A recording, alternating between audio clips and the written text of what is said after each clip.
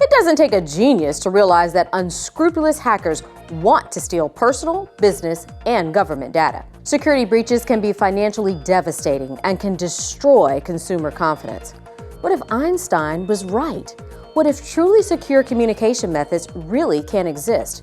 What if Einstein's inspired methodology was available to you today? Would we start to take the issue of cybersecurity more seriously and have an honest discussion about what works versus all that has failed in the past?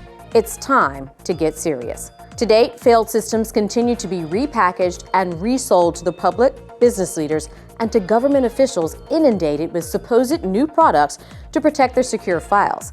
Like a burglar alarm that sounds after the burglar has made entry, cyber monitoring will only tell you that a breach has already occurred or assess the high risk of imminent attacks. Outdated products do not protect data, nor prevent the continual breaches happening daily. The basic lack of understanding even extends to the highest levels of government. The President and Congress failed to protect the American people with the recent cyber protection law. Instead, the law encourages companies to share data with government agencies in exchange for immunity from damages when breaches occur.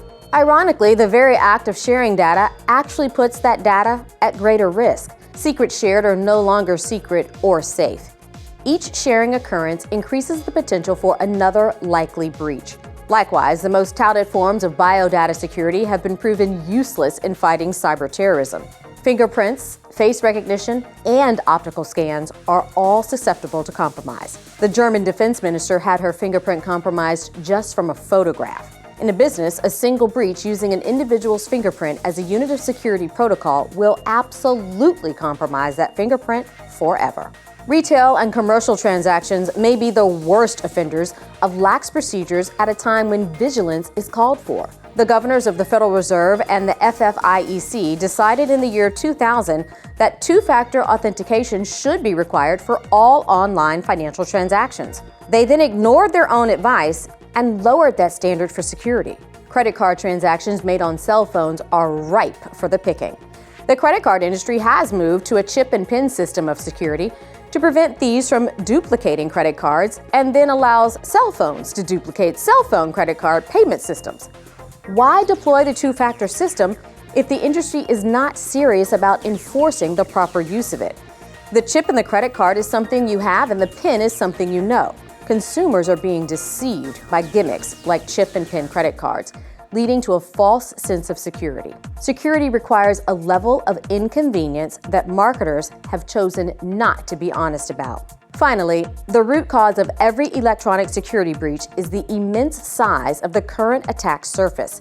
If any browser, anywhere, can access secure portals everywhere, then every browser user on Earth has the potential to hack the code. The surface for potential attacks is therefore limitless, with the access model now being employed. Einstein was right. There is a solution. In 1933, Einstein foresaw both the problem and the answer. Technology advancements inspired by Einstein's thinking have now been achieved, and patents on that technology were first granted in 2012. The process is an embodiment of Einstein's spooky theory for ultra-secure communication, in which a communication node would wink into existence and link up to another node that also winks into existence to allow for secure communication between the two. When the communication is complete, both nodes evaporate, leaving nothing behind to trace or hack. It's not a theory anymore. The process has been proven and deployed and is now available to business and commerce after first being successfully integrated by the intelligence community.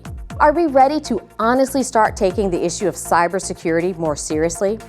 How many more unnecessary security breaches must occur before industry leaders begin the discussion about all that has failed in the past and what really works now? The issue of cybersecurity isn't going to go away until a true two-factor authentication process is available to all. That time is now. Cyber Safety Harbor, your port in the cyber storm.